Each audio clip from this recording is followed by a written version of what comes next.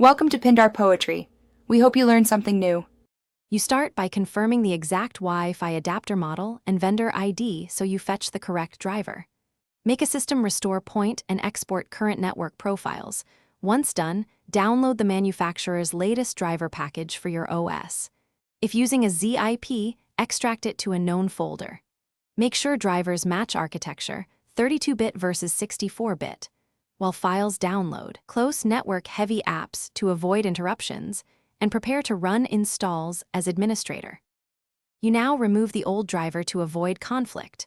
Open Device Manager, right-click the adapter, choose Uninstall and select Delete Driver Software if prompted. Once removed, reboot into normal mode unless vendor instructions require safe mode. Then run the vendor installer or use Update Driver, right arrow browse my computer right arrow let me pick to point to the extracted INF. Make sure you accept signed drivers.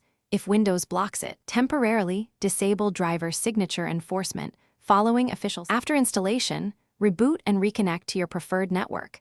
Then run a quick speed and ping test to confirm stability.